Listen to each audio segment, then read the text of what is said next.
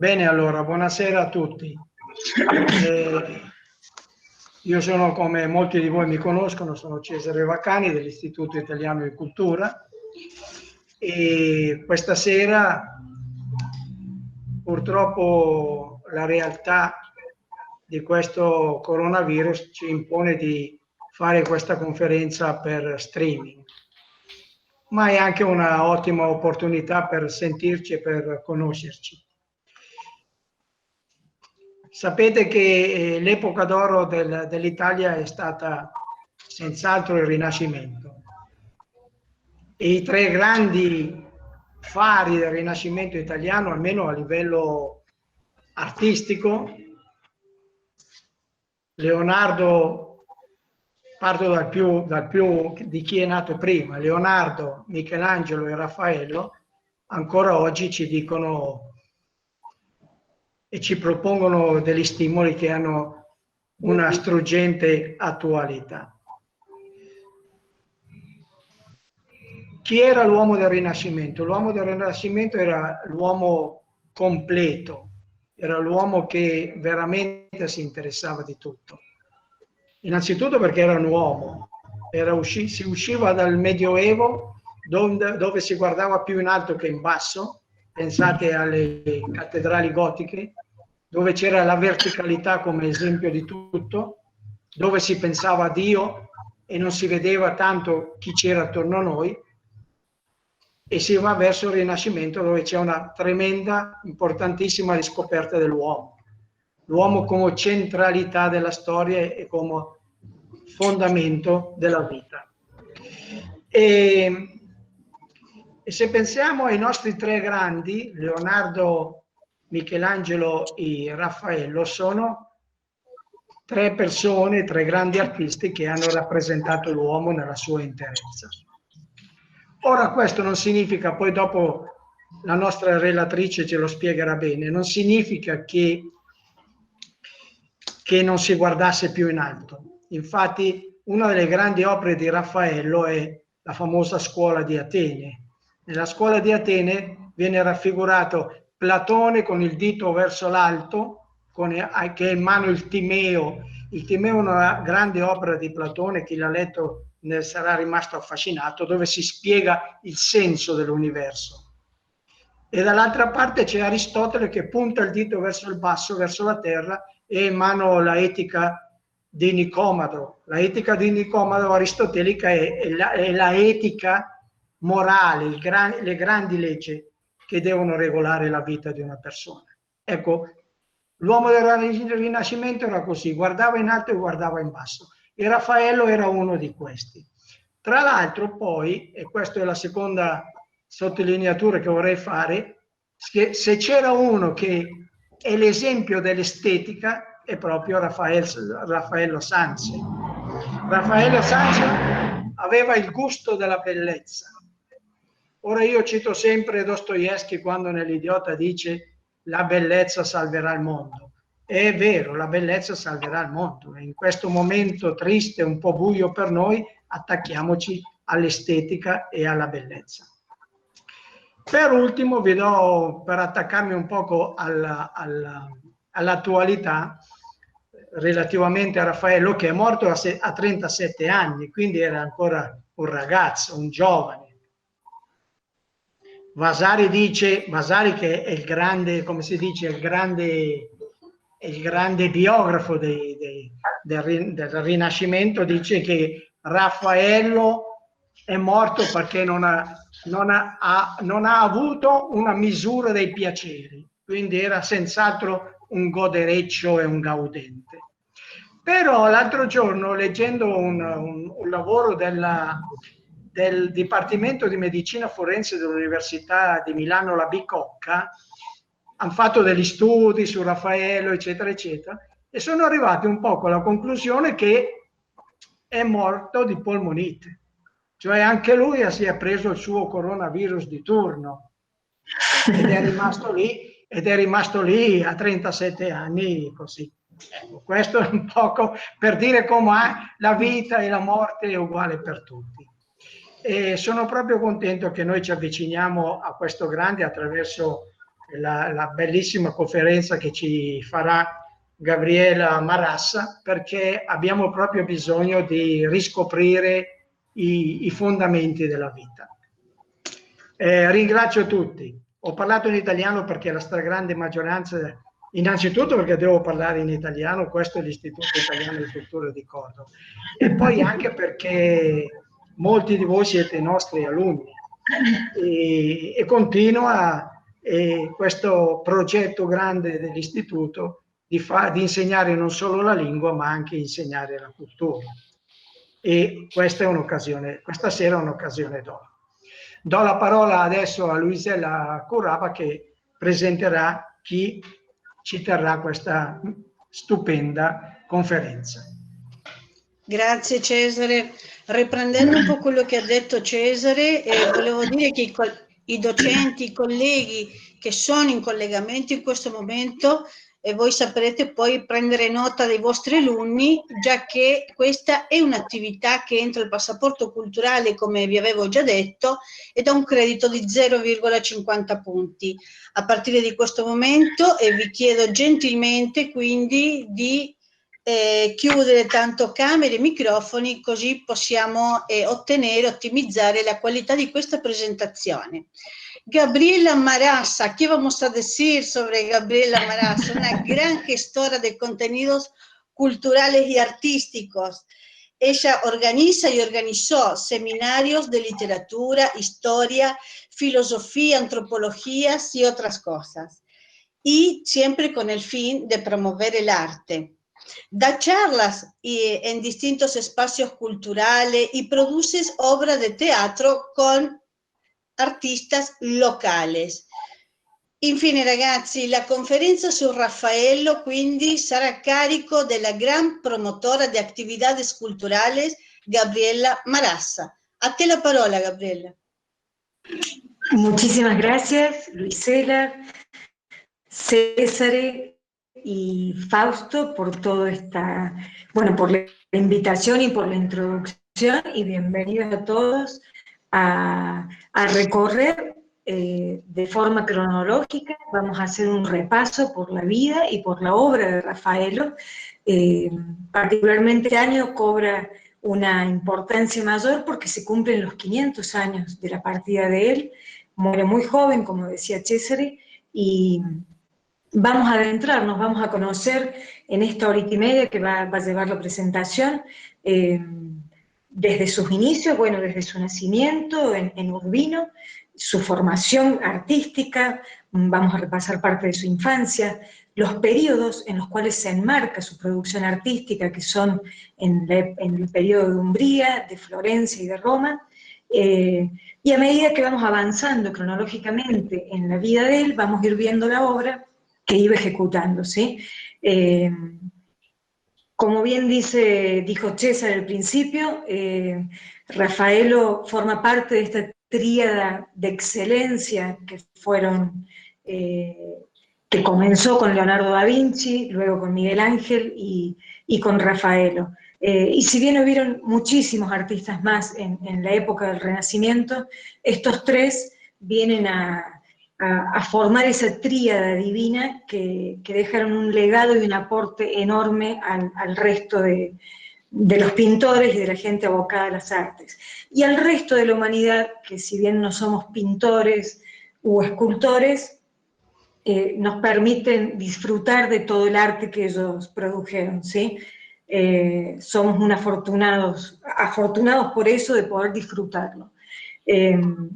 Y como bien decía Cesare también, Giorgio Vasari es considerado el primer biógrafo de la humanidad. Digamos que a él se le atribuye la creación del género literario de la biografía. Y gracias a Giorgio Vasari tenemos, que aparte de que lo conoció y fue amigo de Raffaello, y fue un gran documentador, ¿sí? Él se valía de poder documentar todo lo que iba conociendo, y bueno, gracias a su biografía escrita nos llega mucha información. Vamos a repasar luego, bueno, hay cierta controversia en cuanto a las causas de la muerte de Raffaello, y vamos a repasarlas luego, ¿sí? Yo tengo entendido que ya están viendo la presentación, así que vamos a avanzar.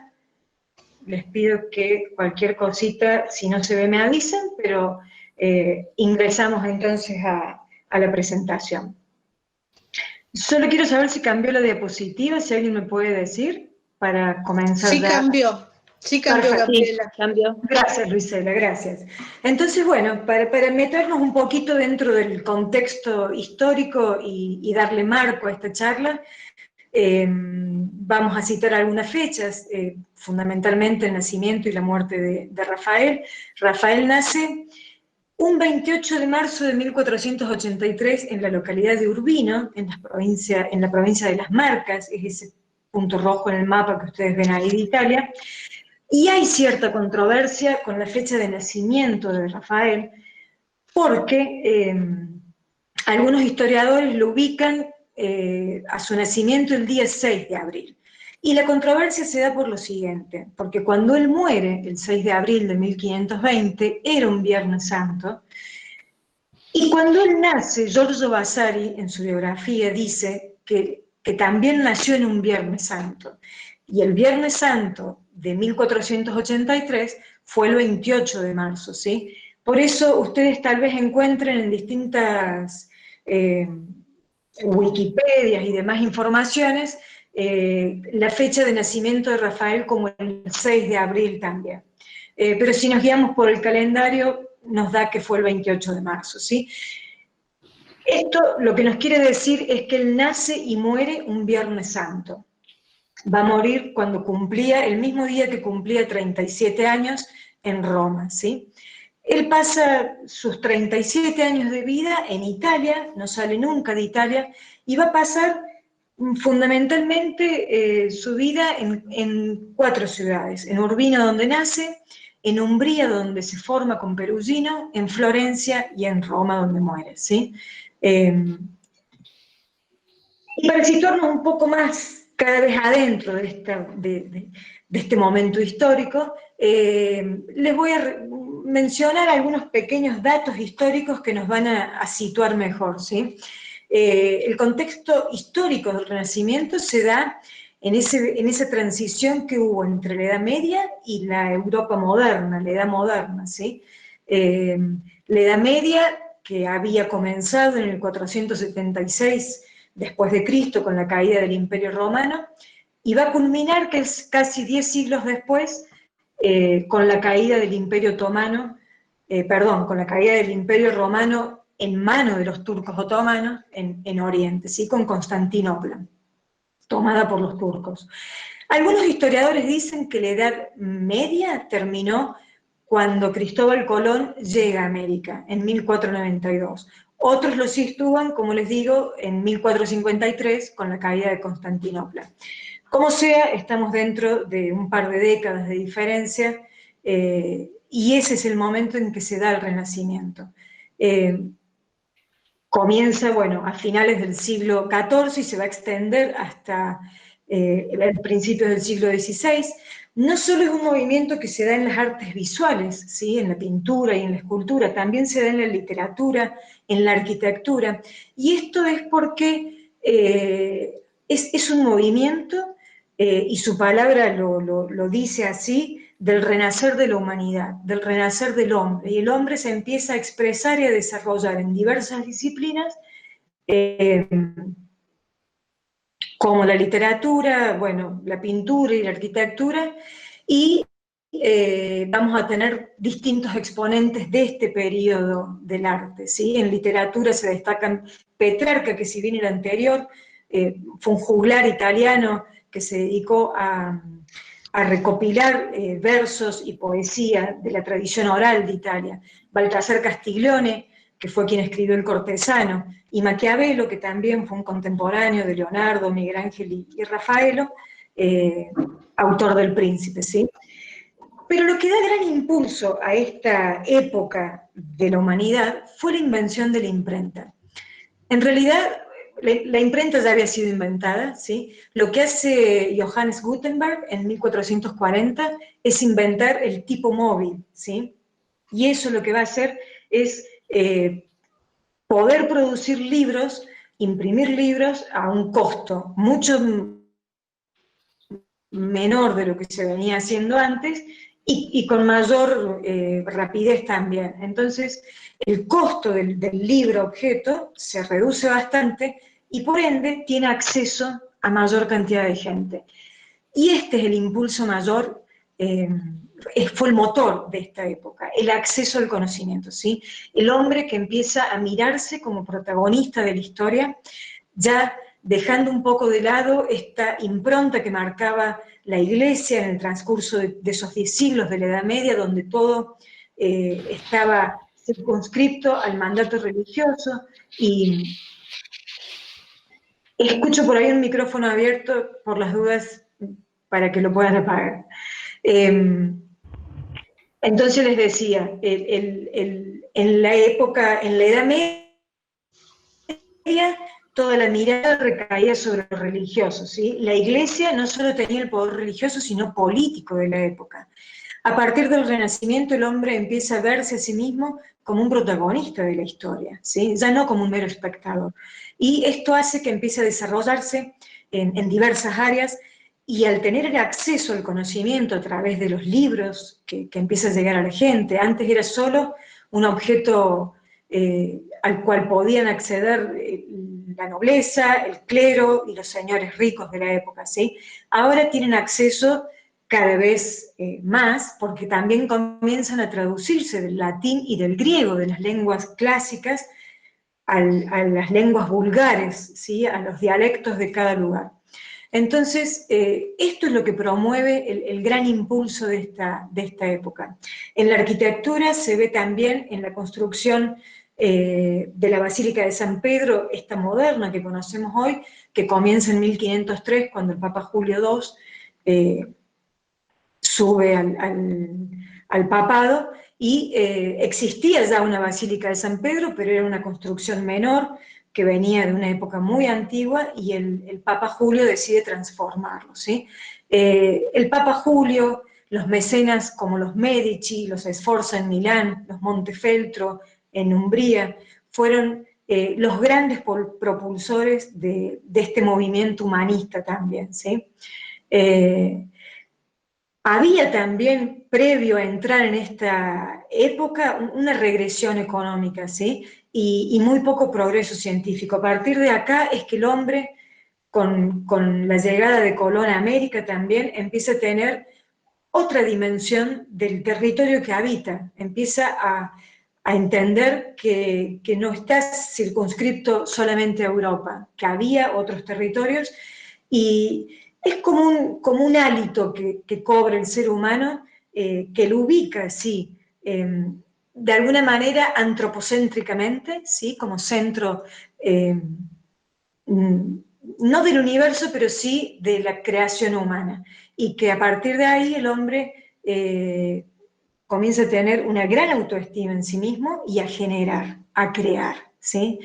En esta época nacen Leonardo, Miguel Ángel, Rafaelo, y ellos tres, dentro del momento histórico del Renacimiento, están dentro de lo que se llama el Alto Renacimiento, ¿sí? Ese Alto Renacimiento es el apogeo de este momento, es el punto por excelencia donde la capacidad creadora de los hombres está en su máxima expresión, y que comienza, lo sitúan los historiadores, desde la Última Cena de Leonardo da Vinci en Milán, aproximadamente en 1494, hasta la muerte de Rafael en 1520, dejando a Miguel Ángel al medio y toda su belleza de la Capilla Sixtina y sus esculturas en mármol, ¿sí? Bueno, habiéndonos situado históricamente, pasamos a recorrer un poco ya la vida de Rafaelo. Él nace, como les decía, en Umbría, ¿sí? Su papá Giovanni Santi era un pintor y poeta de la corte del duque de Umbría, perdón, de Urbino, era la familia Montefeltro, ¿sí? Que fueron grandes mecenas del arte también. Su madre, Maya di Battista, muere cuando Rafael contaba con solo 8 años. Él fue hijo único Rafael, y su padre Giovanni se vuelve a casar y a los 3 años muere también, ¿sí? Entonces Rafael a los 11 años ya era huérfano de padre y madre, queda el cuidado de su tío Bartolomeo, pero también compartía cierta custodia con la madrastra de Rafaelo, con la mujer con la que se vuelve a casar Giovanni Santi, ¿sí?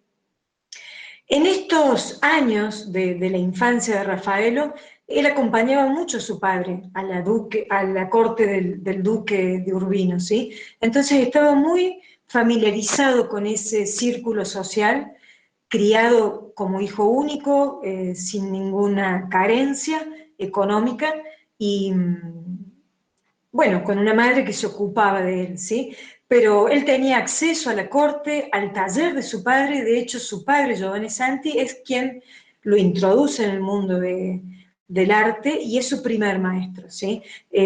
Rafael era un aprendiz en el taller del padre y en sus primeros años como aprendiz de pintor se dedicaba a la limpieza de pinceles, a la preparación de los pigmentos, que en esa época los pigmentos, los colores para pintar un cuadro, un fresco, una tabla, no era que uno iba y los podía comprar en una artística como pasaría hoy, ¿sí?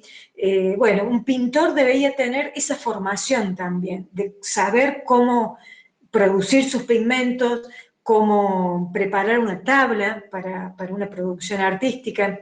Bueno, Rafael toma todos esos consejos de su padre porque lo ve trabajar y de hecho lo ayuda. Y al morir su padre, Rafael hereda el taller del padre que venía trabajando muy bien con muchos encargos.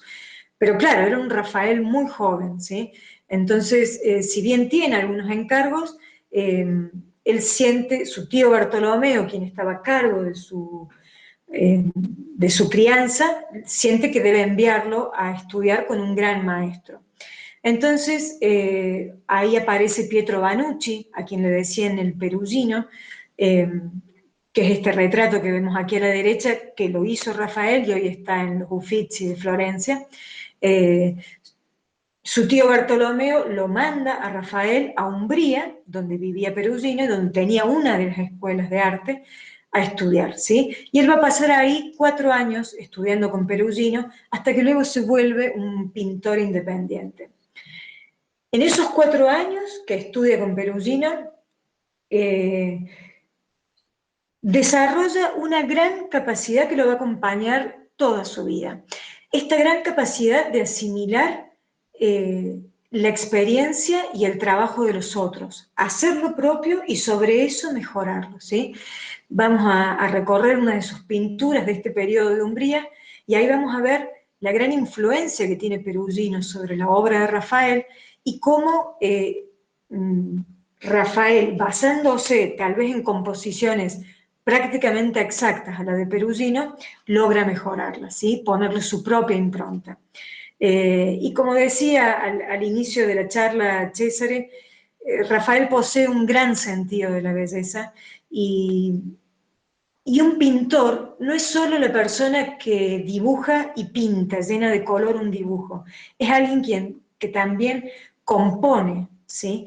Una composición pictórica en la que a través de una imagen o a través de una figura o un paisaje tiene que narrar una historia, ¿sí?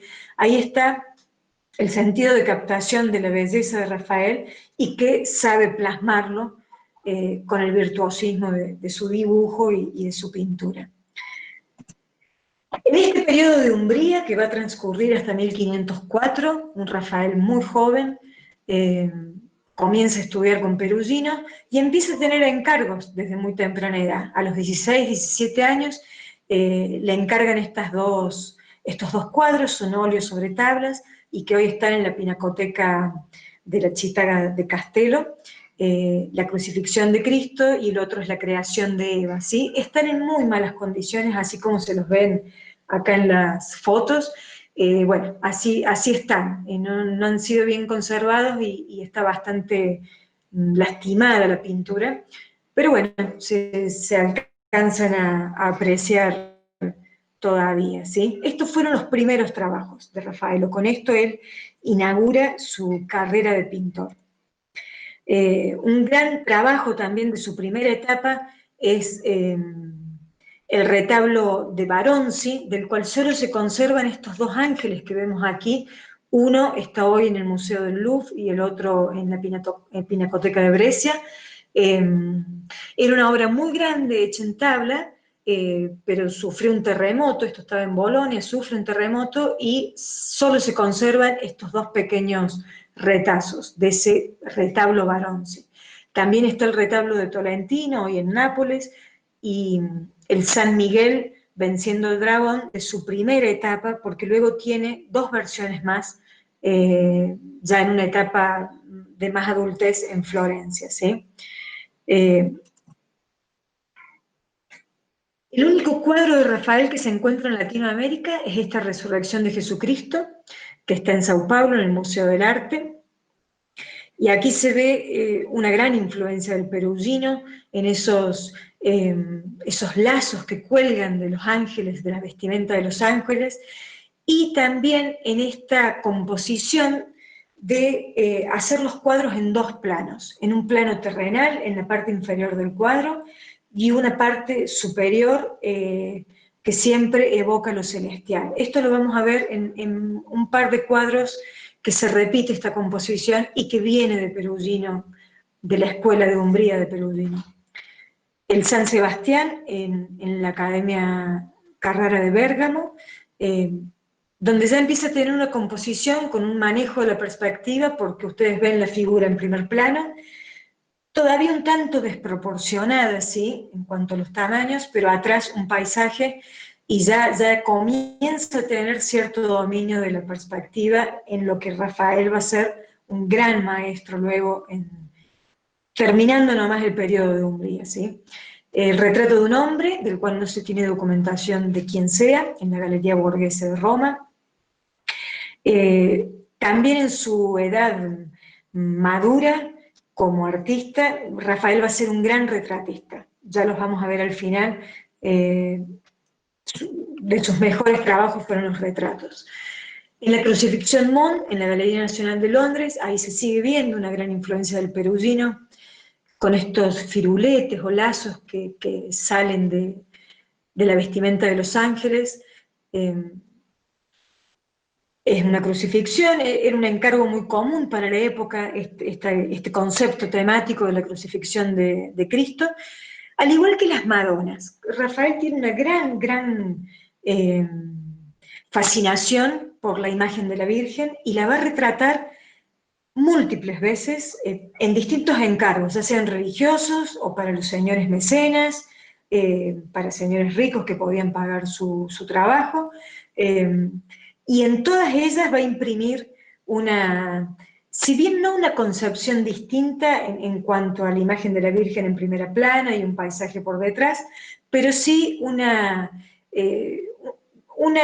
composición de ternura distinta, siempre con un gesto muy tierno hacia el niño siempre en su regazo, en algunos de ellos incluye al San Juan el Bautista, en otros están ellos dos solos, pero tiene una gran producción de Madonas y la vamos a ir transitando un poquito ahora. Bueno, esta Madonna Conestabile está en el museo en San Petersburgo, en el Hermitage. Es un tondo, ¿sí? Es una composición redonda. Aquí pueden ver las distintas Madonas, donde se repite un poco la composición, pero siempre son distintas, en distintos colores. El niño, en este caso, siempre es bebé, luego lo va a hacer un poquito más grande, de edad, y bueno, y siempre algún objeto, en este caso tienen un libro, y en el caso de la Virgen Soli, el niño tiene un pajarito apoyado en su rodilla, ¿sí? Ahí abajo, bueno, de cada cuadro yo les voy dejando el lugar donde están. Si voy muy rápido me avisan. Igualmente, yo sé que esta presentación va a ser subida al canal de YouTube del Instituto, entonces por cualquier cosa pueden verlo y tomar nota si quisieran de dónde se puede ver la obra de Rafael, ¿sí?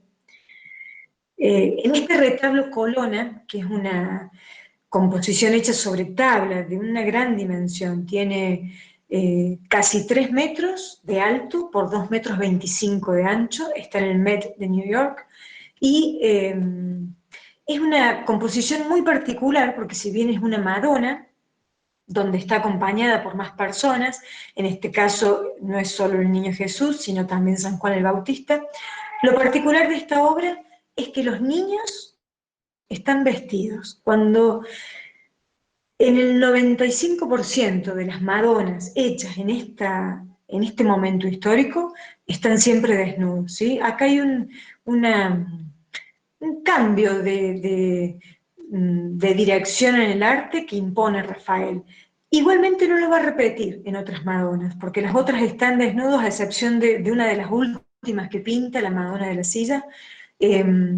Pero bueno, es una licencia que él se permitió, que fue vestir a los niños, cuando en esa época no era algo común, ¿sí?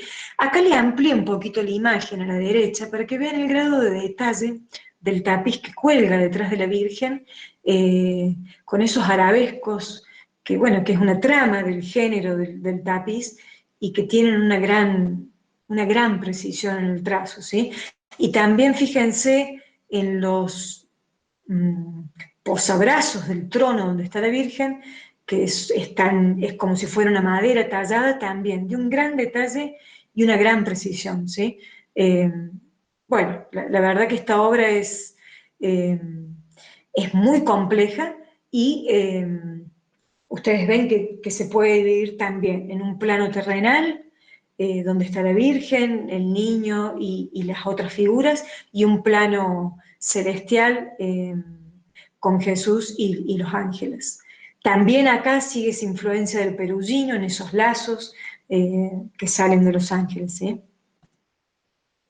Estas 3 obras que hoy están en el Museo Vaticano son también de la etapa temprana de Rafael, donde se ve más claro aún la influencia del Perugino en esta composición, donde interviene mucho la arquitectura y sitúa la obra dentro de estas galerías llenas de columnas.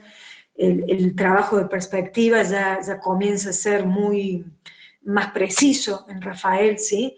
Eran temas muy comunes de encargo en esa época: la Anunciación, la adoración de los reyes una vez nacido el niño, y la presentación en el templo del Niño Jesús. Los 3 cuadros están hoy en el Museo del Vaticano, ¿sí? Por estas obras vamos a pasar un poquito más rápido para poder llegar a su obra más conocida, para poder sumergirnos un poquito en el detalle de esas otras obras más grandes. Igualmente, si hay consultas o comentarios, no tengo ningún problema en parar la presentación y escucharlos, ¿sí?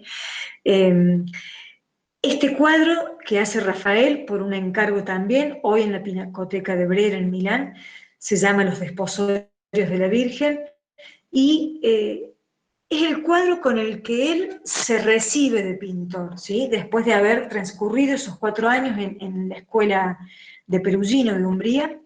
Y la composición del tema es el casamiento de la Virgen con San José, hecha a través de un sacerdote, quien está en medio de la composición, la Virgen María a su izquierda, con el séquito de mujeres que la acompaña, y a la derecha del sacerdote está San José, y por detrás de San José un grupo de hombres, que ustedes pueden ver que todos sostienen un bastón, ¿sí? Que incluso hay uno delante que está quebrando el bastón, porque eso quiere decir que no fueron el elegido de la Virgen para desposarse. En cambio, el bastón de San José, en la punta se alcanza a ver que está florecido, porque fue el elegido, ¿sí? Esta es la primera obra que firma Rafael, y la firma de él se puede ver aquí en la imagen que les amplié a la derecha, en el frente del templo, y dice Rafael Urbinas, 1504 en números romanos, ¿sí? A él se lo conocía como Rafael de Urbino o Rafael de Sancio. De Sancio era porque era una pequeña deformación que sufrió su apellido paterno, que era Santi, pero al igual que Leonardo y Miguel Ángel, se los nombró y se los conoció y alcanzaron fama mundial tan solo con su nombre, ¿sí?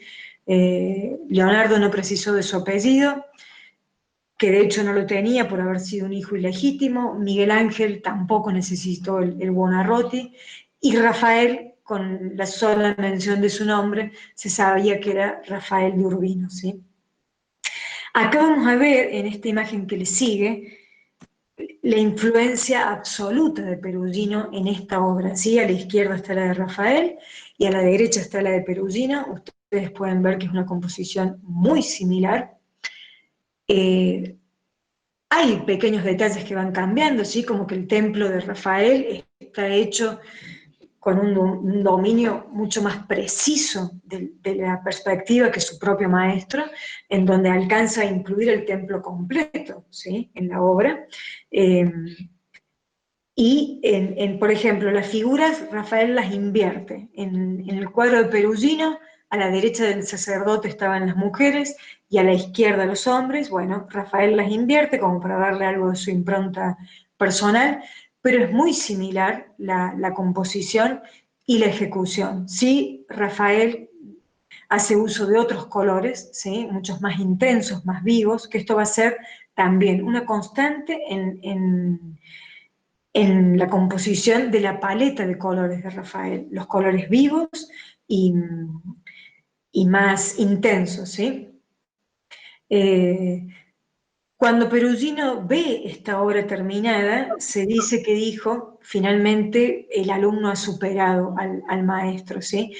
Y el hecho de que Rafael la haya firmado quiere decir que él ya se siente listo para comenzar a recibir encargos por cuenta propia, a ser un pintor ya independiente y comenzar su carrera profesional, ¿sí? Una de las versiones que también hace de San Jorge del Dragón en esta etapa de Umbría es esta que está en el Museo del Louvre, ¿sí? Donde todavía no tenía tan estudiado el tema de las proporciones. Se alcanza a ver en el lomo del caballo y al dragón que está realizado, digamos, en distintas proporciones, en distintos tamaños, ¿sí? El dragón debiera ser bastante más grande, pero bueno, es la etapa temprana de él, ¿sí? Hay otra versión de San Jorge del Dragón más adelante que también eh, es de Rafael. Con esta composición va a terminar el periodo de Umbría, ¿sí? Es el retablo Odi, está hoy en los museos vaticanos, y también con esa influencia del Perugino de dividir la misma obra en dos planos. En el plano inferior están los apóstoles rodeando el sarcófago de la Virgen, que ya ha salido y en su lugar crecen flores, ¿sí? Y mirando el cielo, porque es allí donde la Virgen ha llegado, ha ascendido y está siendo coronada por Jesús, rodeada de querubines y ángeles que, bueno, que tocan sus instrumentos, ¿sí? Esta es la última obra que él hace en el periodo este de Umbría, y a partir de acá él ya se va a trasladar a Florencia, ¿sí? Llega a sus oídos y comienza a correr por toda la zona la noticia de que en Florencia estaba ocurriendo un hecho histórico en el mundo del arte, ¿sí? Se habían juntado bajo el mismo techo a hacer una creación, un fresco, el maestro Leonardo y el maestro Miguel Ángel. Y eso fue realmente así un hecho histórico que los convoca a ambos en el Palacio Vecchio en 1504 en Florencia, un encargo que le hacen a Leonardo, perdón, le encargan la batalla de Angari, y a Miguel Ángel le encargan hacer dentro del mismo salón la batalla de Cassina, ¿sí? Ambas batallas que Florencia mantenía con la ciudad de Pisa, para recordarlas en conmemoración de la independencia de Florencia. Tanto Leonardo como Miguel Ángel hacen sus bocetos, sus cartones, comienzan los frescos de grandes dimensiones, de 17 metros por 7 de alto. Les lleva mucho tiempo preparar todo el andamiaje que tienen que construir para hacer ese tamaño de frescos. Y tan solo se pasan entre 4 y 5 meses trabajando en el fresco en sí, porque bueno, luego Miguel Ángel es llamado a Roma eh, por el Papa Julio II para comenzar trabajos allá, y Leonardo comienza a pintar la Mona Lisa, comienza a tener otros trabajos en Florencia aún, y porque aparte, en el caso de Leonardo particularmente, la técnica del fresco no era la que mejor se le daba, ¿sí? Le costaba, Leonardo era un pintor más tranquilo. El fresco es para pintores que pueden trabajar de una manera más rápida, porque la técnica requiere una gran velocidad, ¿sí? Para que luego sea conservado en un buen estado. El fresco es un preparado que se hace con yeso y se revoca la pared, ¿sí? Una pared ya preparada y alisada, se revoca con este yeso, este preparado, y antes de que seque, y seca muy rápido el yeso, el pintor ya debe traspasar el dibujo a través de estos cartones que ellos preparaban antes y pintar, para que cuando el yeso seque, seque con los pigmentos en sí mismos y ya fije los colores. Bueno, a Leonardo le costaba trabajar velozmente, ¿sí? Era de maneras más lentas. Entonces, Miguel Ángel abandona el fresco porque se va a Roma, y Leonardo lo abandona porque no estaba conforme con cómo venía dándose, y lo deja simplemente, ¿sí? Y Rafael se entera de esta noticia, como tantos otros pintores del momento, y acuden a Florencia a ver lo que estaba sucediendo, porque era realmente ser testigos de un hecho histórico en el mundo del arte, ¿sí? Rafael llega a verlos trabajar, los conoce, y de hecho va a recibir una gran influencia de ambos maestros, ¿sí? Aquí vamos a ver una serie de cuadros que pinta Rafael. Esta es una obra de arte más allá de la belleza en sí, por el tamaño que tiene. Las tres gracias, que son la alegría, la belleza y la abundancia, basado en el mito griego, está pintado en una tabla de 17 centímetros por 17 centímetros. Es un cuadrado.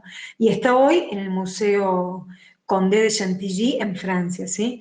Fue un encargo que le hacen a Rafael estando en Florencia, encargos privados, ¿sí? Que le hicieron, eh, junto a este otro, al Sueño del Caballero, le encargan los dos cuadros juntos. Este ya es de dimensiones mayores, también es una tabla.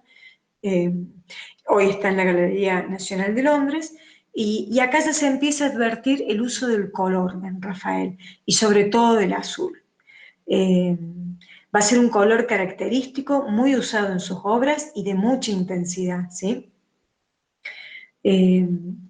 Acá ya también se sigue viendo, y cada vez se va a ver mejor, un mejor manejo de la perspectiva en la composición de cada una de sus obras. Aquí está la otra versión de San Jorge y el Dragón en la Galería Nacional de Washington, en donde ya el caballo no tiene un excesivo tamaño dentro de la obra, ya se reparte un poco más. El mismo San Jorge tiene un tamaño importante, y el dragón, simbolizando que lo habían derrotado, es de un menor tamaño, ¿sí? Siempre también con un paisaje en perspectiva por detrás. Este encargo se lo hace Agnolo Doni, que era un gran mecenas también del Renacimiento en la ciudad de Florencia, era un hombre muy rico, que le encarga a Rafael hacer un retrato de él y de su esposa, Maddalena Doni, ¿sí? Acá se va a empezar a observar una gran influencia de Leonardo da Vinci sobre Rafael. En la composición de la pintura, no solo en la postura de las imágenes, de las figuras, sino también, bueno, exacerbando este paisaje por detrás que se va diluyendo en la lejanía con la perspectiva que utilizaban. Aquí yo les pongo en esta diapositiva un comparativo para que vean la influencia de Leonardo sobre Rafael, un muy joven Rafael, ¿sí? Cuando Leonardo pinta la Mona Lisa, Leonardo estaba en el apogeo de su carrera artística, tenía 50 años, comenzó a pintarla en 1503. Leonardo ya tenía un gran dominio de la perspectiva, del esfumato, que es esa técnica que había introducido Leonardo en el mundo del arte del momento, y que ahí, bueno, si bien Rafael adopta las posturas, ustedes ven que están prácticamente en la misma posición, Rafael sigue todavía haciendo un dibujo muy lineal, marcando el contorno de las figuras con líneas, cosa que en los cuadros de Leonardo esas líneas no existen. Por eso ese esfumato tan característico de Da Vinci hace que la pintura parezca toda integrada en sí, ¿sí? En el caso de Rafael se observa claramente que hay una figura primero, un paisaje después, y está todo delineado. Vuelvo a hacer hincapié en que acá Leonardo estaba en el apogeo de su carrera y en su madurez artística, y acá Rafael tenía tan solo 20 años, o sea que estaba comenzando, ¿sí? Va a ir definiendo después sus pinturas con una mayor precisión y, bueno, y un grado de excelencia superior también. Acá continúa él con sus encargos de Madonna y esa fascinación que tenía por la imagen de la Virgen, todas en distintas posiciones, algunas con angelitos, extras que él va sumando a sus pinturas y que también va a ser un sello característico de la obra de Rafael, la inclusión de los ángeles y los querubines y los cupidos alados en muchas de sus obras. La Madonna del Gran Duque, hoy en el Palacio Pitti de Florencia, y la Madonna Terranova en la Galería de Arte Antiguo en Berlín. También es un tondo, ¿sí? El tondo, bueno, todos ustedes que hablan italiano, es una composición redonda, cuando la mayoría en aquella época era más bien como la Madonna del Gran Duque, una tabla rectangular o cuadrada, ¿sí? Los tondos son piezas muy especiales. Este es un autorretrato que está hoy en la Galería Uffizi de Florencia, bueno, de un Rafael muy joven también, donde se aprecia ya su mano para el retrato. Fue un gran retratista, Rafael, un gran retratista. Tengan en cuenta que esto vendría a equivaler lo que hoy es un Instagram, ¿sí? Una foto de un perfil de redes sociales. En esa época, lo que no se pintara quedaba en la memoria y luego pasaba al olvido, porque no había entonces documentación de cómo eran las personas antes, si es que no era a través de la pintura, ¿sí? Entonces, Rafael va a ir perfeccionando su técnica de los retratos, que ya vamos a ver más adelante, pasó a ser uno de los grandes retratistas de la historia. Aquí siguen sus composiciones de Madonas, todas muy bellas, muy delicadas, la Virgen siempre con facciones de una jovencita, ¿sí? Era la forma de plasmar la virginidad en una mujer, hacerla joven e inmortalizarla como una joven, ¿sí? La Madonna de los Ansidei y la Virgen del Prado, bueno, aquí con los dos niños, San Juan el Bautista siempre sosteniendo un bastón entre sus manos, eso se va a ver en todas las composiciones de la época, que era como era profético, ¿sí? De lo que le iba a suceder a Jesús en su edad adulta, la crucifixión. Ya se empieza a ver un mayor grado, un mayor logro en la perspectiva de fondo, en esta Virgen del Prado que está en Viena, porque ya no es solo un paisaje, también acá ya comienza a incluir una ciudad, un pequeño poblado, ¿sí? No es solo colinas, valles y lagos, ya comienza a incluir de una manera un poco más firme y más fuerte la arquitectura en sus cuadros. Estas son otras versiones de las Madonas, todas muy hermosas, muy hermosas. La Virgen de los Claveles en la Galería Nacional de Londres y la Bella Jardinera, que si bien es una Madonna, se le nombró así porque, bueno, la imagen transcurre en un jardín con flores y plantas, ¿sí? Se las dejo un poquito para que la puedan apreciar, pero bueno, sí, ahí se alcanza a apreciar también en la Virgen de los Claveles el azul intenso que él va a usar mucho en su obra, y en el caso de la Bella Jardinera es un azul intenso, pero que se fue desvaneciendo con el tiempo, ¿sí? Rafael va a ser el primer artista que logra la composición del pigmento azul de manera artificial, que eso es un gran logro para la época y para él.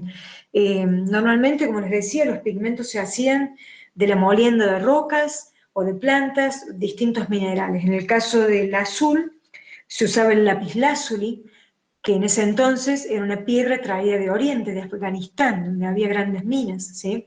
Y por ello era muy costoso el uso del azul. Eso se va a ver muy, muy claro, ese azul, se le llamaba azul egipcio, en el juicio final de Miguel Ángel, ¿sí? El azul de Miguel Ángel también se le llama porque está plasmado en esa obra, de un alto costo, pero esa fue una obra, el juicio final, que costeó el Vaticano, ¿sí? Bueno, Rafael, como les decía, va a ser el primer artista que crea un pigmento azul artificial, usando sales de cobre y de calcio, ¿sí? Un estudioso también de la ciencia de la pintura, como le llamaba Leonardo. La pintura no era solo tener una dote artística, un don artístico, era también un estudio de la anatomía, de las figuras humanas, de la composición de la perspectiva, de los puntos de las líneas donde convergen en un punto de fuga. Había todo un gran estudio en la composición de un cuadro, más que pintarlo con colores, ¿eh? La Virgen del Jilguero, que es una belleza también, y transmite muchísima ternura, siempre la Virgen muy maternal, acompañando a los niños que juegan, en este caso con un pajarito que sostiene Jesús en sus manos, y bueno, está jugando con San Juan el Bautista. En el caso de la Madonna del Baldaquino, en el Palacio Pitti, es uno de los pocos cuadros que Rafael no termina. Este no lo concluye. Ahí pueden ver las imágenes que están más claras, como en un blanco, están sin terminar. ¿Y qué pasó? Acá estaba muy sumergido en la composición de este cuadro, cuando lo manda a llamar Bramante, Donatello Bramante, que era el arquitecto del Papa Julio II, quien había sido coronado como Papa, año 1503, en el Vaticano. Bramante, que era también nacido en Urbino,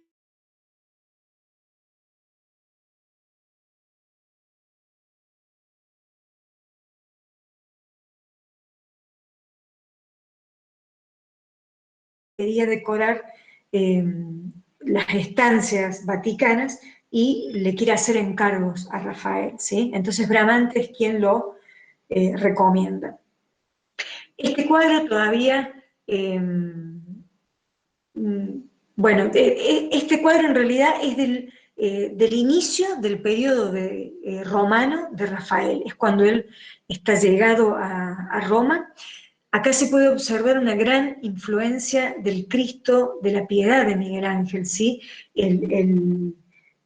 La composición del cuerpo del Cristo, en el caso de la Piedad, que está sobre el regazo de su madre, ya muerto, bajándolo de la cruz, con sus brazos muy laxos y sus piernas también que le cuelgan. Bueno, este Cristo, Rafael puede observar la Piedad en el Vaticano y se sirve de acá, se sirve de esta composición para hacer este traslado de Cristo que hoy está en la Galería Borghese de Roma, ¿sí? Ya comienzan a ver ustedes que son composiciones más complejas, ¿sí? Donde intervienen muchas más figuras y a la derecha de Cristo se deja ver como en un segundo plano la Virgen desmayada, sostenida por unas damas que la acompañaban, la Magdalena acercándose al Cristo ya muerto, Nicodemo, que es quien lo baja de la cruz, y los ayudantes. Y por detrás la perspectiva del paisaje y las ciudades, ¿sí? Es un cuadro de una gran composición y vuelvo a repetir y hago hincapié en el uso de los colores, ¿sí? Rafael va a imponerle a su obra colores muy intensos y eso lo va a definir también. Ya en el periodo romano tiene distintos encargos entre el tiempo que le dejaba las estancias vaticanas y otras villas que él decora y ornamenta, ¿sí? Entre otros trabajos de arquitectura, porque Rafael también se dedicó a la arquitectura, eh, y si bien no ejecutó las obras él como director de obras, sí diseñó y proyectó eh, varios edificios que los vamos a ver al final de la presentación, y que son, bueno, son un emblema también de la arquitectura de Rafael. En este caso lo que vemos acá es la Sagrada Familia del Cordero a la izquierda y la Sagrada Familia Canigiani, porque fue la persona que los encargó, la familia que los encargó. En ambos cuadros, bueno, es la Virgen, San José y el Niño, eh, en distintas composiciones, ¿sí? Y ahora vamos a entrar a la obra por la cual Rafael es tan conocido a nivel mundial, que son las estancias vaticanas, que como le decía, Bramante es quien lo recomienda al Papa Julio II, y el Papa Julio II le encarga entonces ornamentar las estancias que en ese momento eran las habitaciones papales, era donde vivían y donde trabajaba el Papa en realidad, ¿sí? Los escritorios, las bibliotecas, las salas de conferencias, bueno, eran lugares habitados, ¿sí? No, hoy son museos, por supuesto, donde ya no están siendo usados privadamente y uno puede acceder a visitarlos, ¿sí? Son 4 las estancias vaticanas: la de la Signatura, la de Heliodoro, la del incendio del Borgo y la del Constantino. Las vamos a repasar a las 4, pero nos vamos a detener sobre todo en la de la Signatura, para apreciar 2 de sus cuadros más icónicos, ¿sí? A todas las proyectó, las diseñó e hizo los cartones Rafael, ¿sí? A la última, la de Constantino, directamente Rafael no intervino en la ejecución, sí lo hicieron todos sus ayudantes y aprendices del taller que él tenía en Roma, y a las otras 2 pudo ejecutar algo de la obra Rafael, pero en su mayor parte la terminaron sus discípulos, sus aprendices, y a la estancia de la Asignatura sí, es digamos, en la cual Rafael intervino como pintor también, más allá del diseño y el desarrollo de toda la composición de la sala, ¿sí? Vamos a entrar a la sala de la Asignatura, es una sala cuadrada, ustedes pueden apreciar ahí, él pintó las 4 paredes que enmarcan la sala y la bóveda, bueno, que hace de techo de la sala. Lo que pueden ver aquí, empezando por la imagen de la izquierda, ¿sí? El Parnaso, ya las vamos a ver en detalle más adelante, ¿sí? Pero son el Parnaso, la Academia de Atenas. En la imagen de derecha, arriba tenemos a las 3 virtudes, las virtudes cardinales, y a la derecha el sacramento, ¿sí? Entonces, vamos a entrar la disputa del sacramento. Vamos a entrar una por una para poder apreciar un poco los detalles de estas 4 pinturas. La disputa del sacramento es la primera que hace, y en realidad el Papa Julio II, cuando le pide la ornamentación de la sala, lo deja libre a Rafael para que él diseñe y proyecte lo que él quisiera, pero le da un tema, ¿sí? Y el tema que le da Julio el Papa Julio II es, le pide que haga una composición que tenga que ver con la teología, otra con la filosofía, otra con la justicia y otra con la poesía, ¿sí? Esta es la sala de la Asignatura, que es donde el Papa tenía su biblioteca personal y donde tenía su escritorio, donde atendía a la gente y firmaba sus decretales y sus bulas y demás. Imagínense ustedes el Papa trabajando en su escritorio, levantaba la vista y tenía esta belleza delante de sus ojos. Tremendo privilegio que debe haber sido, ¿sí? Bueno, en esta disputa del sacramento, que es la composición referida a la teología, Rafael proyecta el cuadro de la siguiente manera. Lo divide, como ustedes pueden ver, en dos planos, uno terrenal y uno celestial, y empezando por arriba, comenzando en el plano celestial, se ve la imagen de Dios central, ¿sí? Por debajo de Dios, que en su mano tiene un mundo, la orbe celeste, y con la otra mano está apuntando hacia adelante. Por debajo del Dios está Jesús, con ese halo dorado que lo envuelve, la Virgen María a la izquierda de Jesús, San José a su derecha.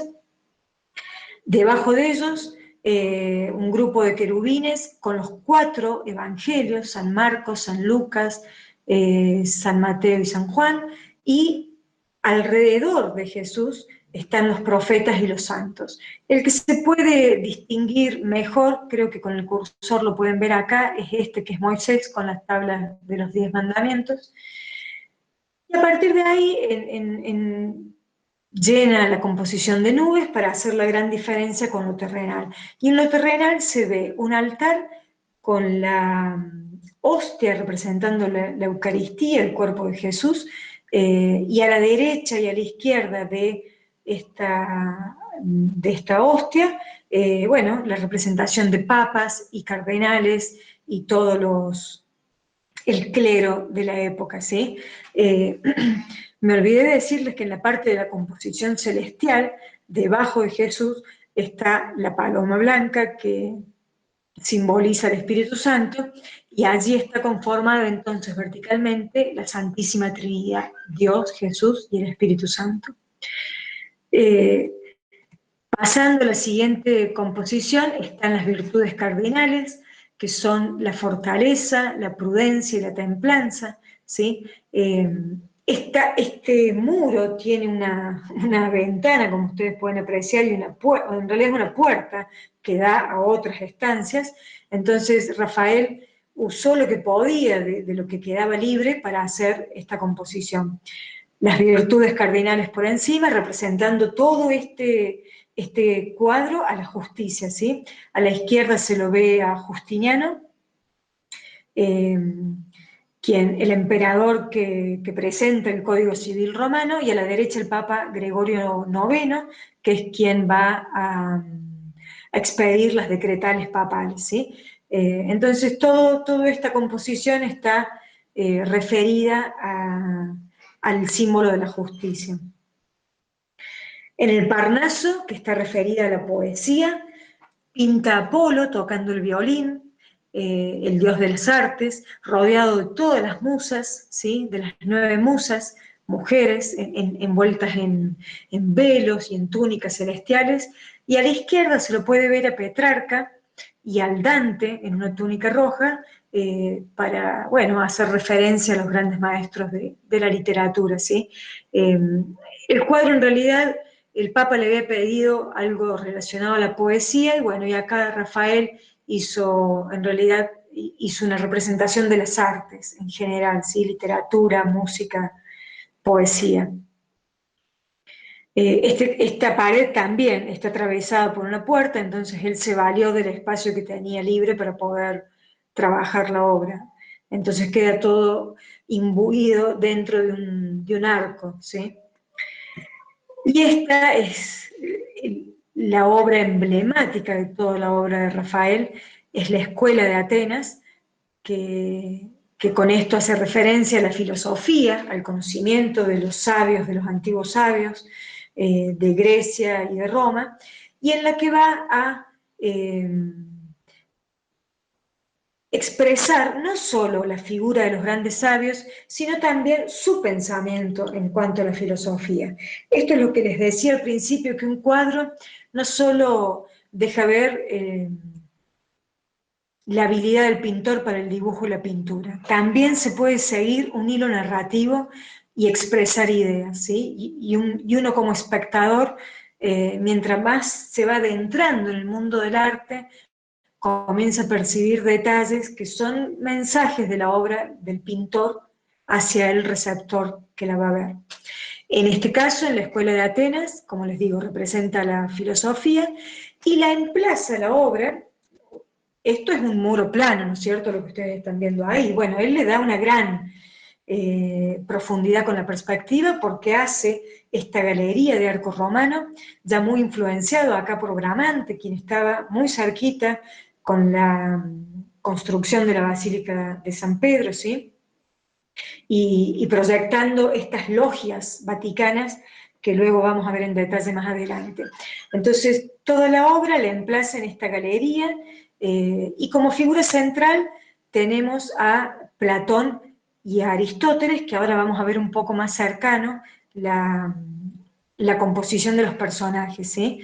Es para que aprecien más que nada la dimensión, bueno, de esta obra. Tiene casi 8 metros de ancho, son 7,70 metros de ancho por 3 metros de alto. Es realmente colosal el tamaño y bueno, esto llevaba previo a la ejecución de la obra una gran demanda técnica en la construcción de los andamios y todo el aparataje que era necesario para poder pintar este tipo de obras, ¿sí? Lo mismo que tuvo que hacer Miguel Ángel en la Capilla Sixtina. Acá les pongo una imagen ampliada y más detallada de las figuras que están en la Academia de Atenas. Y bueno, tenemos como primera, como figuras centrales a Platón, que viene aquí, no sé si lo ven con el cursor, envuelto en una túnica roja, señalando el cielo, representando ese pensamiento platónico de las ideas que estaban más allá del mundo manifestado aquí en la Tierra, ¿sí? Platón lleva en sus manos el Timeo.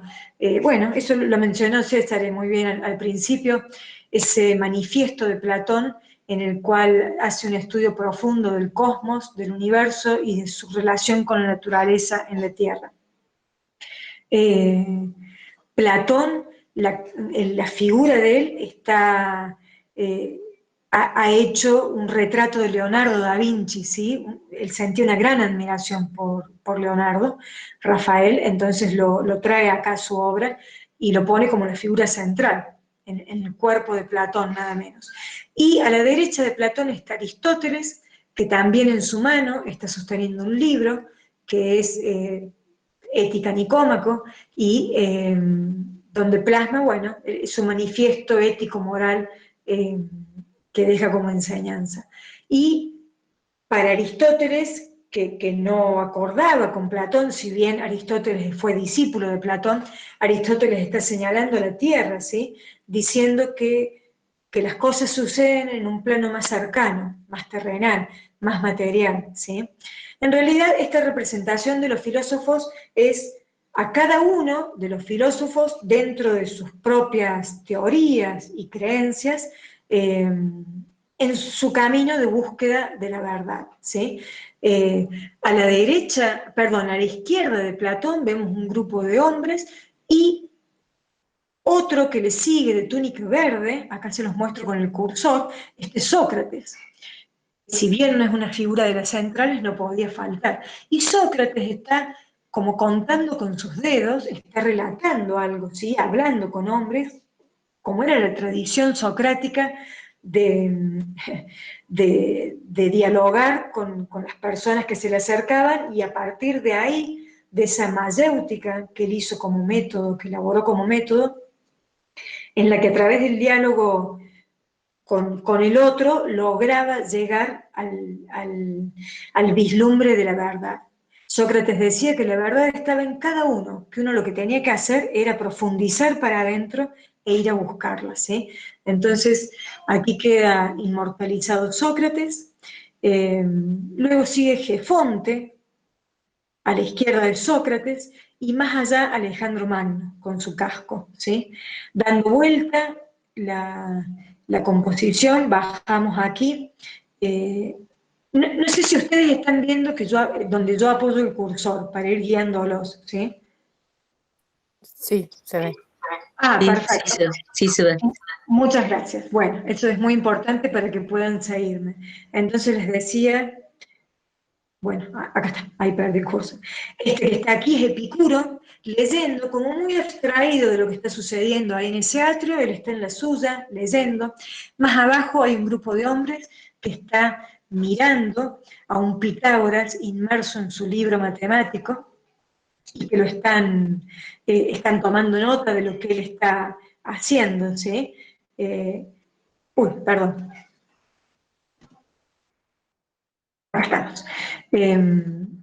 Por encima de Pitágoras está Averroes, ¿sí? El matemático oriental, y por encima de ellos, acá al costadito, la vemos a Hipatia, que es la única mujer de toda la composición.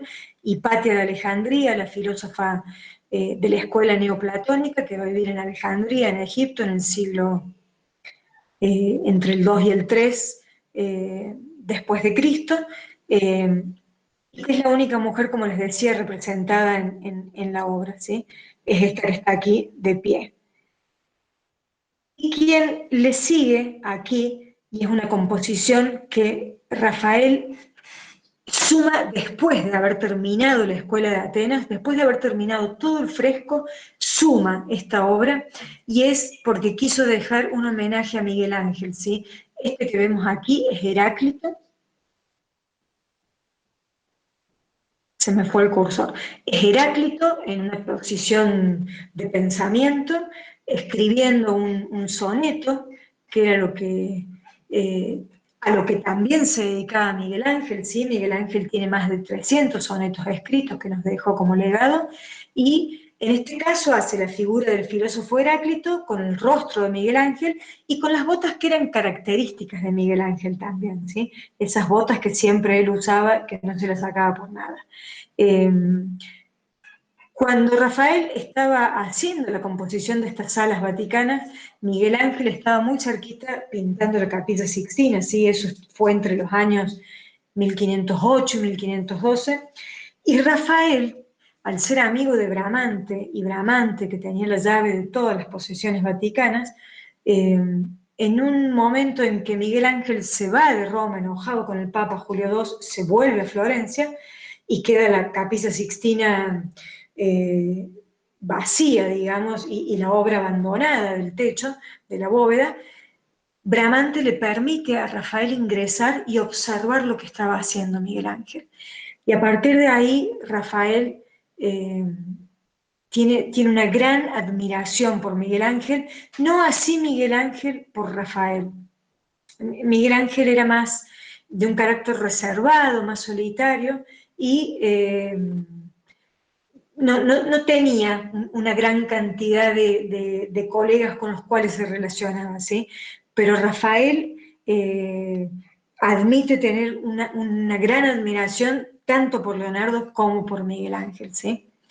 Bueno, a quien vemos en las escaleras aquí es a Diógenes, que está prácticamente muy relajado, apoyado en su codo, que representa al cinismo, a la escuela cínica de Grecia, ¿sí? Y más aquí a la derecha vemos algunos historiadores dicen que este es Euclides, haciendo una figura geométrica en esa tablita que ven ahí. Bueno, yo he leído también que puede llegar a ser el mismo Bramante, diseñando, proyectando obras de arquitectura, ¿sí? De hecho, el rostro es muy similar a Bramante, y con esa calva que tenía muy pronunciada y con pelo todo alrededor, bueno, en la parte inferior de la cabeza, ¿sí? En esta escuela de Atenas, Rafael se autorretrata, ¿sí? Está aquí a la derecha, esta carita que vemos aquí, que apenas asoma, ¿sí? Es él, y junto con Hipatia de Alejandría son las únicas dos figuras que están mirando al espectador de la obra, ¿sí? Rafael está ahí, como les digo, muy joven, él tenía acá 23, 24 años, ¿sí? 25 años, era muy, muy jovencito, realmente fue un gran maestro, ¿sí? Junto con él se encuentran Ptolomeo, de espaldas, sosteniendo en su mano izquierda el mapamundi redondo, y enfrente de él está Zoroastro con la órbita celeste, ¿sí? Bueno, estos son las figuras centrales más importantes de esta academia, escuela de Atenas, que hoy en día es la obra, bueno, icónica del legado de Rafael. Esto puede visitarse en el Vaticano, está abierto al público y es parte de los museos vaticanos, ¿sí?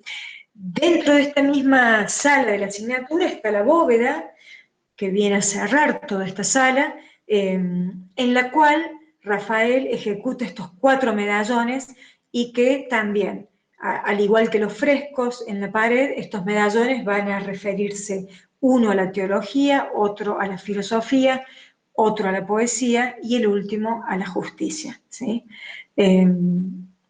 Como les decía, en esta sala sí está la ejecución de Rafael en la obra en sí. Ya en las próximas salas va a intervenir cada vez menos porque tenía muchísimos otros encargos, ¿sí? Fue muy prolífico él en los 20 años de carrera que tuvo por esta corta existencia que lamentablemente tuvo. Solo tuvo 20 años de carrera profesional, ¿sí? En esos 20 años dejó una enorme cantidad de obras y siempre estuvo rodeado de sus aprendices, de sus discípulos, con los que había conformado un gran grupo y con ellos, a ellos le encargaba parte de la ejecución de los diseños que él proyectaba, ¿sí? En la estancia de Heliodoro, aquí ya las vamos a ver un poquito más rápido, plasma la expulsión de Heliodoro del templo. En esta estancia el tema central es, que se lo da el Papa también, es la elección de Dios por la Iglesia, ¿sí? La defensa que hace Dios de la Iglesia para ubicarla a la Iglesia como un nexo entre los hombres y Dios. Entonces, son todas situaciones en las que la Iglesia en algún momento ha estado en riesgo y a través de la mano divina, Dios intervino y salvó a la Iglesia y la afirmó como el nexo de comunión entre lo divino y lo terrenal. De la derecha vemos el encuentro de León Magno con Atila, ¿sí? en Roma, cuando el rey Atila baja a Roma.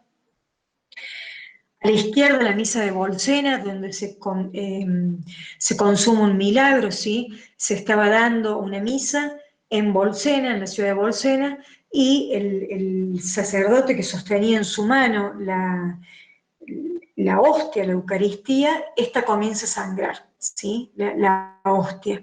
Entonces creen que es una revelación divina en la que Jesús y su sangre se hacen presente para afirmar una vez más la supremacía de la Iglesia, a la cual Dios defendía, ¿sí?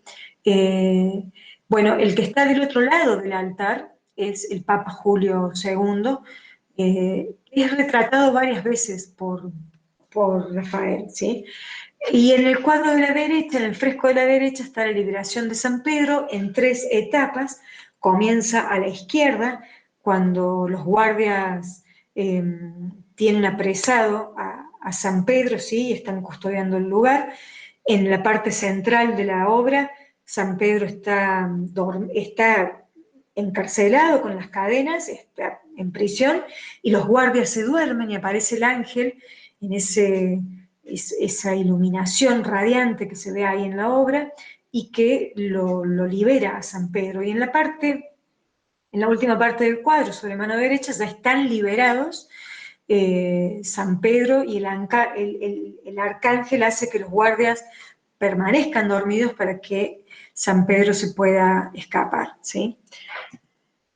Luego en la estancia del incendio del Borgo tenemos representaciones también históricas del Imperio Romano, antiguas, en la cual hay batallas, hay catástrofes naturales que se representan. En el caso, bueno, de la izquierda está la batalla de Ostia. El de la derecha es el que le da nombre a la estancia, que es el incendio del Borgo, ¿sí? En el cual también se produce un milagro, ¿sí? Se estaba incendiando la comunidad del Borgo, las personas del pueblo estaban todas desesperadas, tratando de huir, tratando de salvarse, y un grupo de mujeres se acerca abajo de las estancias papales y le pide al Papa que intervenga. Este es el Papa León IV, le pide al Papa que intervenga y promulgue un milagro para que el incendio se pueda contener. Y de hecho el Papa hace la señal de la cruz, esto es lo que cuentan, ¿sí? las escrituras. El Papa hace una señal de la cruz y con eso se detiene el incendio y se salva la ciudad y las personas. A la izquierda, en esta misma estancia, está la coronación de Carlomagno y la justificación, bueno, o el juramento de León III como Papa. Y la última estancia es la estancia de Constantina, en la cual, esta les decía, en la cual Rafael prácticamente no va a intervenir y que aparte se termina de pintar después de la muerte de Rafael, ¿sí? Pero todo es sobre los diseños y sobre los cartones que él elabora. En estas obras de gran dimensión, es muy interesante cómo ellos pasaban de los dibujos a la obra en el muro, en la pared.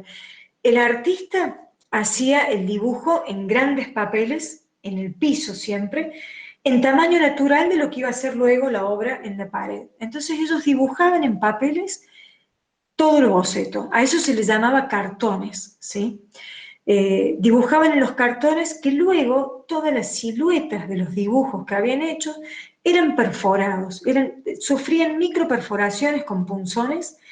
Luego esos papeles microperforados se ponían sobre el muro, que iba a ser pintado, con una esponjita embebida en carbón, un carboncillo molido, con un polvito de carbón, iban pasando la esponjita a través de esos puntitos perforados, luego retiraban el cartón, entonces quedaba dibujado en la pared la silueta del dibujo que ellos iban a pintar. Esa misma técnica usó Leonardo en La Última Cena y Miguel Ángel en la Capilla Sixtina, en el Juicio Final y en la bóveda, y en la Capilla Paulina también después.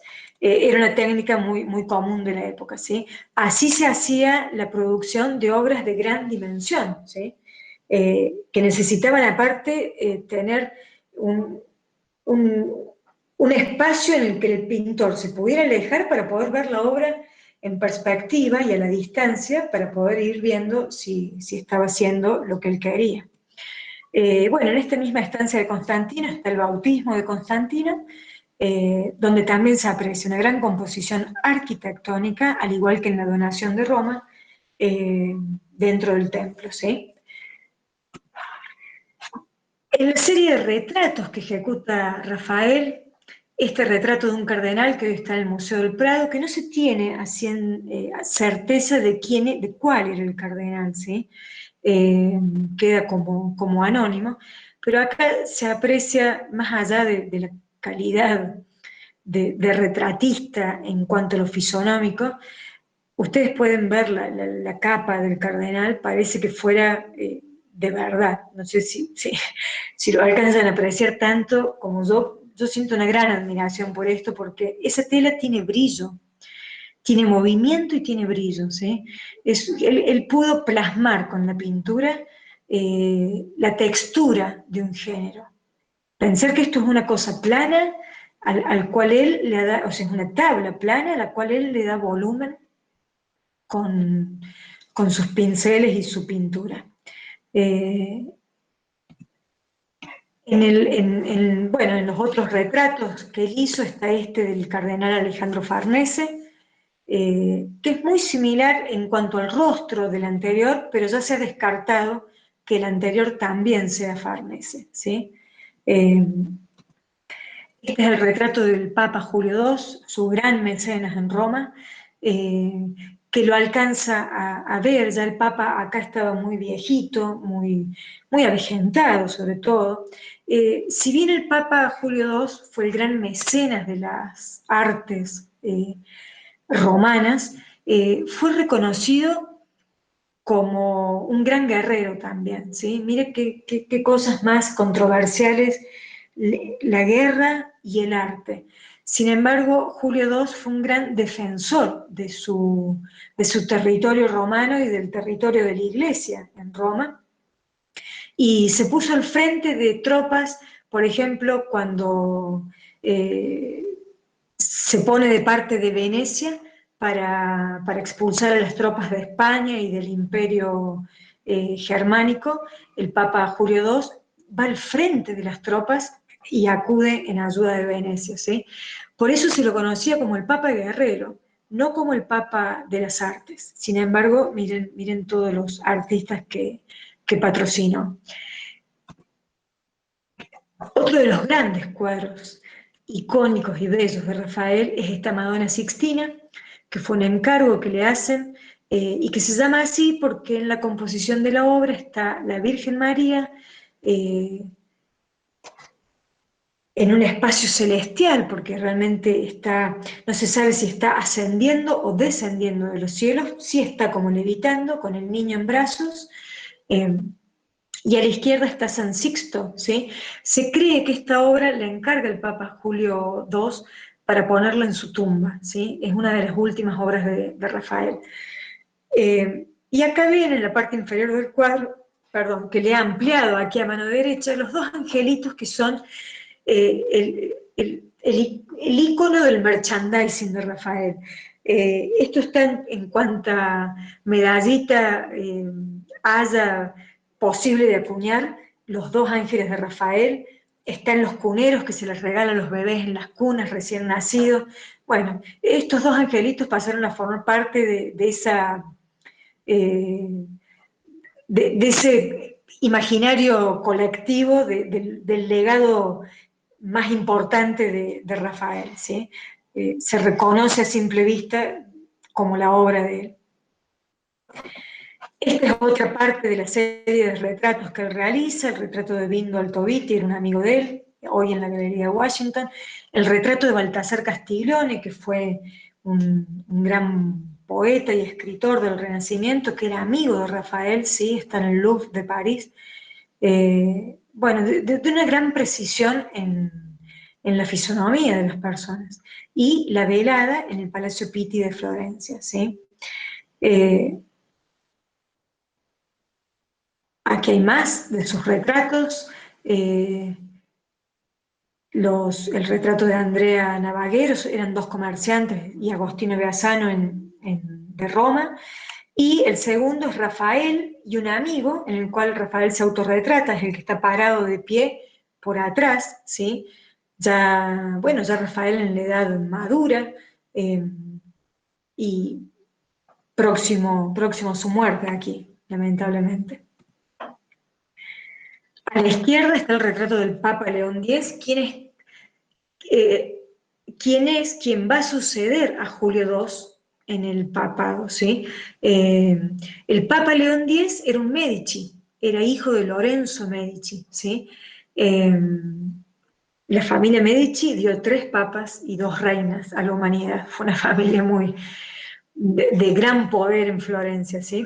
Y en este caso, bueno, el segundo hijo de Lorenzo Medici se convierte en papa en el año 1513, a la muerte de Julio II. Y también era un gran mecena de las artes, habiendo mamado eso desde niño en su casa, en el Palacio Medici en Florencia. Cuando muere el Papa Julio II, Rafael no sabía si iba a continuar el trabajo de él en las estancias vaticanas y el Papa León X, lo afirma como uno de los pintores principales del Vaticano y le sigue haciendo encargos, como por ejemplo este retrato del mismo, ¿sí?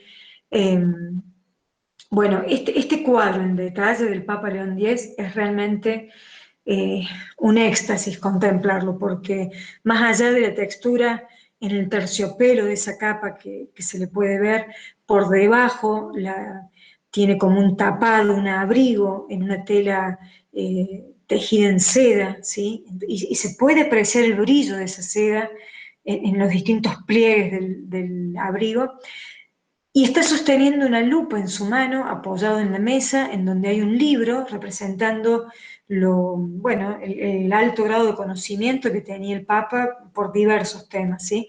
Y una campanilla de cristal que está apoyada en la mesa, que tiene un gran detalle de composición, bueno, y que es realmente, estas cosas son las que lo distinguían a Rafael del resto de los pintores de la época, ¿sí? El grado de detalle y la precisión. A la derecha la tenemos a Margarita Luti, que fue la Fornarina, se le llamaba así porque era la hija de un panadero en Roma, y fue una novia de Rafael. De hecho, fue su última novia, ¿sí? Eh, y que tiene, ustedes ven en el brazo, viéndolo de frente, el brazo derecho de Margarita, tiene un lazo en el cual Rafael firma la obra, ¿sí? Rafael Urbinas, dice. Es una de las pocas obras firmadas de él también. Rafael, hacemos un pequeño paréntesis acá para contarles que en cuanto a su vida privada, sin invadirlo tanto, que era un hombre, era considerado un gran amante, ¿sí? Un hombre que amaba a la mujer, que había tenido muchísimas relaciones, nunca se casa, no se quiso casar nunca, siempre fue posponiendo, se le presentó muchas veces la oportunidad de casarse y él no quiso, no tuvo hijos, y se decía de él que era un hombre muy amable, criado en el contexto de una corte, ¿sí? De la corte de Urbino, recuerdan. Entonces era un hombre de muy buenos modales, era realmente muy cortés, muy amable, muy generoso en cuanto a la transmisión de su arte hacia otros colegas pintores que se iban iniciando en el mundo de la pintura, muy generoso para poder ayudar a elaborar dibujos para otros. Era un hombre muy apreciado, muy querido, muy respetado y muy valorado en vida, que eso ha sido una constante en los artistas del Renacimiento, que la sociedad, tanto a Leonardo, a Miguel Ángel, a Rafael y a muchos de otros artistas, los ha valorado en vida de los artistas. Algo muy digno de apreciar, ¿sí?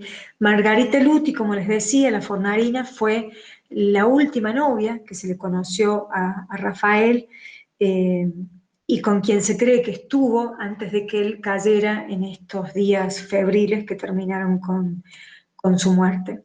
Esta es la Madonna de la Silla que les mencioné en un principio, que viene a cerrar toda esta gran colección de Madonas de Rafael. Y tiene una historia muy rica, porque Rafael, paseando un día por la campiña romana, llega a un terreno en donde estaba una campesina con un hijo bebé pequeño en su falda y un hijito un año más grande jugando ahí con ellos. Y la campesina estaba así, en esa pose, apoyada en una silla, sosteniendo a su hijo. Le parece de tal belleza el rostro de esta mujer a Rafael, que busca lápiz, papel o pinceles, y no tenía nada con él para poder retratarla y llevarla luego a una pintura, que saca la tapa de un barril, que es este tondo donde finalmente la termina retratando, y dibuja con un carboncillo así la silueta de ella muy a grosso modo, y luego se la lleva a su taller y la termina allí. Bueno, es una de las Madonas más hermosas de él. La hace realmente con una característica así muy rústica en sus ropas, porque ustedes ven que tiene como una manta, un tocado en su cabello, que muchas veces la Virgen no llevaba, sino que más bien llevaba un velo más delicado. Bueno, esto trata de hacerla muy fiel a la campesina que él vio y de la cual queda prendado con la belleza de ella, ¿sí? Bueno, ya llegando a una de sus últimas obras, El triunfo de Galatea, es un mural, es un fresco que pinta en la Villa Farnesina para su gran amigo Agostino Chigi, que era el banquero del Papa, y que le pide que venga a la villa a pintar. Pinta el triunfo de Galatea y pinta también la logia de Cupido y de Psique, que la vemos ahora en la siguiente diapositiva. En el triunfo de Galatea lo que hace Rafael es retratar el momento en que Galatea, la figura central envuelta en un velo rojo, que es una de las 50 hijas del dios Nereo, el dios de las olas del mar griego, ¿sí? Ella es una de las 50 ninfas que era muy agraciada en cuanto a belleza y alegría, y el cíclope Polifemo se enamora de ella, queda prendado de Galatea, de su belleza, pero Galatea lo rechaza, porque Galatea estaba enamorada de un simple campesino que vivía cercano a los mares donde ella habitaba, que se llamaba Asis.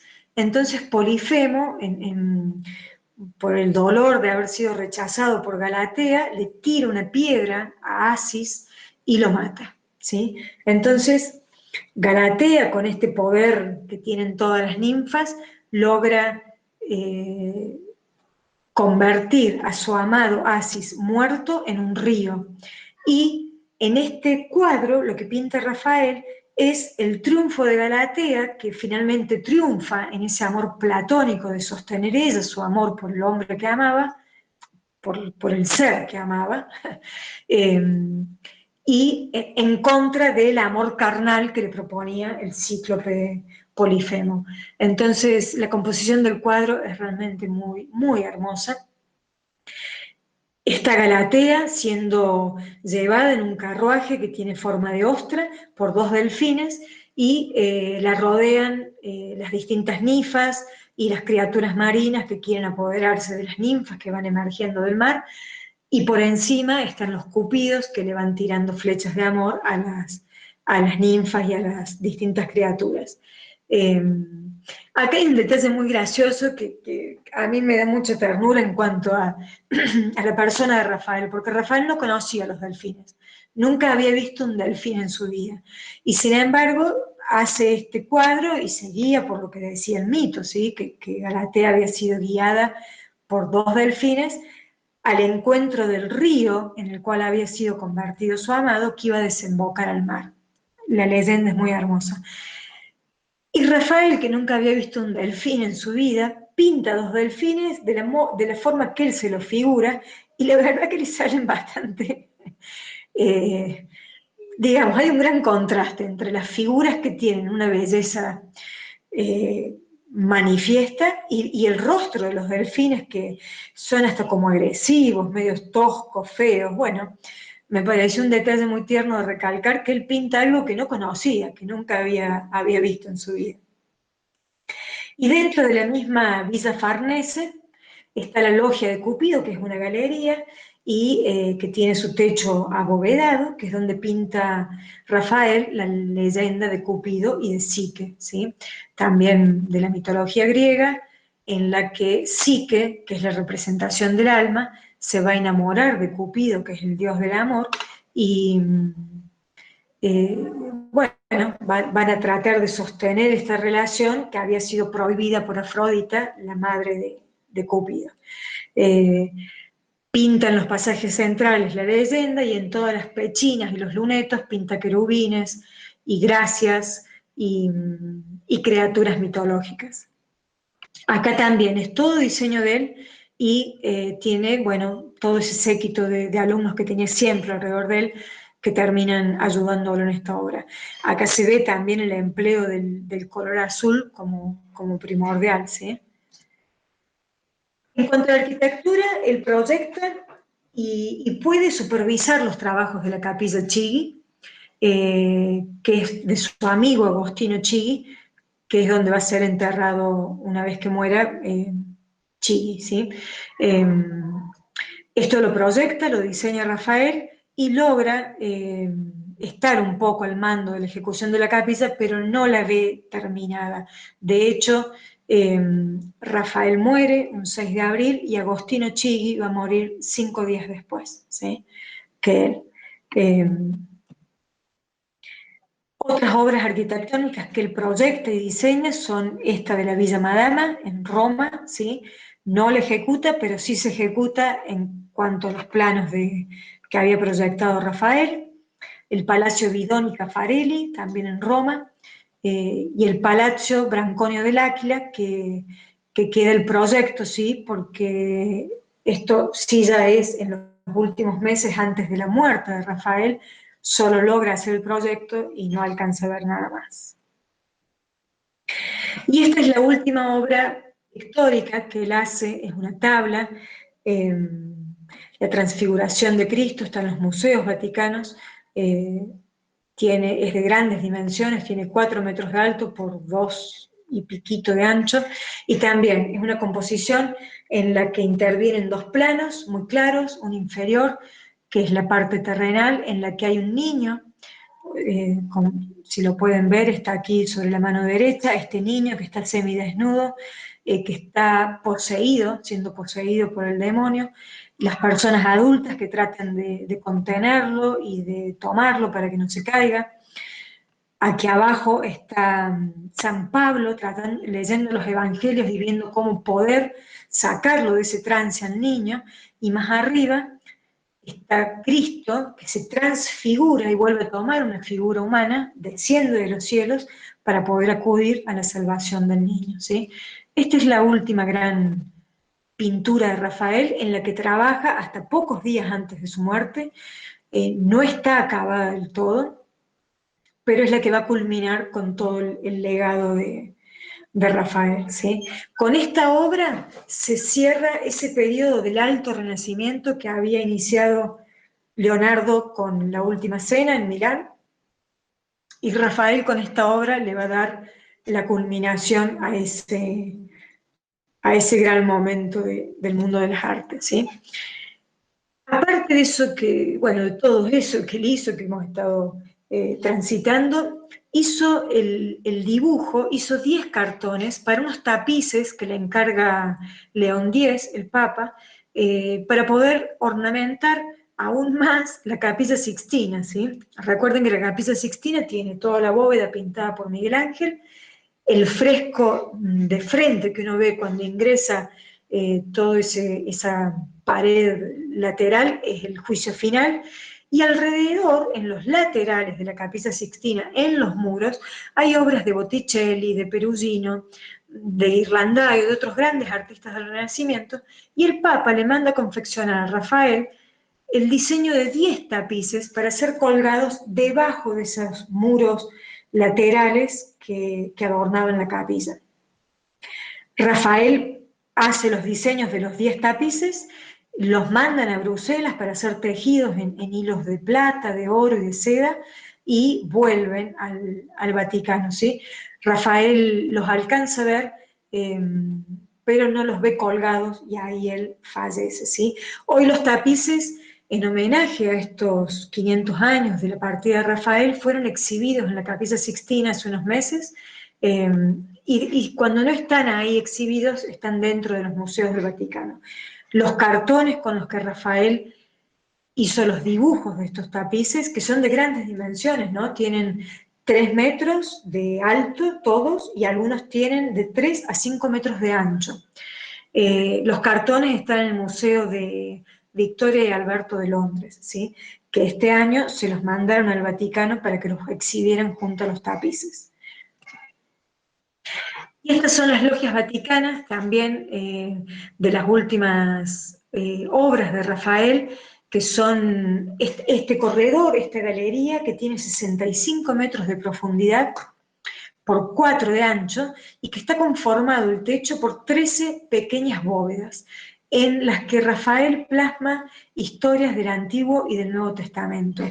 Y entre las pinturas que hace, en este caso él decide hacer pinturas pequeñas, no como las de Miguel Ángel en la Capilla Sixtina, sino pinturas de menor tamaño, pero que estuvieran ornamentadas por estos grutescos, que son la imagen ampliada que les puse a la derecha, y que son estos ornamentos que se usaban en la época, que de hecho en este momento en que Rafael estaba pintando las logias vaticanas, se descubre en Roma el Domus Aureo, que es la residencia de Nerón, ¿sí? Y que fue un gran hallazgo arqueológico, y cuando Rafael lo va a visitar, ve en las paredes del Palacio de Nerón estos ornamentos, entonces decide plasmarlos en las logias vaticanas. Los hace muy a la manera de de la pintura clásica, ¿sí? Y ya para ir terminando, bueno, esta es la tumba de Rafael. Él decide ser enterrado y lo deja en su testamento en el Panteón de Roma. Y acá les quiero leer un pequeño y breve párrafo que está en la biografía de Giorgio Vasari, que hace de Rafael, ¿sí? Y que remite justamente a la muerte de Rafael. Y dice así: Entretanto, Rafael seguía dedicado a sus amores en forma oculta y entregándose sin medida a los placeres. Ocurrió que una vez se desordenó más que de costumbre y volvió a su casa con una fiebre intensa. Creyeron los médicos que se había acalorado y como Rafael tuvo la imprudencia de no confesarles los excesos que había cometido, le hicieron una sangría cuando estaba debilitado. Hacer una sangría es hacer sangrar a alguien para que si tuviera una infección, evacuar esa infección a través de la sangría, ¿sí? Bueno, esto fue lo que se cree que acelera el proceso de infección de Rafael y le produce la muerte. Sintiéndose Rafael desfallecer, hizo testamento y ante todo, como buen cristiano, hizo salir a su amada de su casa, Margarita Luti, dejándole lo necesario para que viviese honestamente. Luego repartió sus cosas entre sus discípulos, y no sé qué sacerdote de Urbino, un pariente. Ordenó luego Rafael que con su dinero se restaurase con piedra nueva un tabernáculo antiguo de Santa María Ritonda, y se hiciese un altar con una estatua de la Virgen en mármol para su sepultura. Eso es este lugar que estamos viendo, donde él está enterrado, es el Panteón de Agripa en Roma. Después, confeso y contrito, terminó el curso de su vida el mismo día en que nació, o sea, el Viernes Santo, a la edad de 37 años. Y es de creer que como con su talento embelleció el mundo, su alma habrá adornado el cielo. Así concluye Vasari la biografía de Rafael, y en el epitafio de su tumba, su amigo, Pietro Bembo, escribe: aquí yace Rafael, quien mientras vivió hizo temer a la naturaleza ser superada por él, y que cuando murió, la naturaleza, temió morir con él. Eso es lo que se puede visitar hoy, y el gobierno de Italia durante todo este 2020, en conmemoración de los 500 años de la muerte de Rafael, ha decidido poner una rosa roja fresca cada día en la tumba de él para homenajearlo a lo largo de todo este 2020. Y con esto concluimos la presentación. Les agradezco mucho el haber estado tan atentos. Realmente nos excedimos un poquito en el tiempo, llegamos casi a las 2 horas. Espero que lo hayan disfrutado y si tienen algún comentario, aquí quedo a disposición en lo que les pueda servir.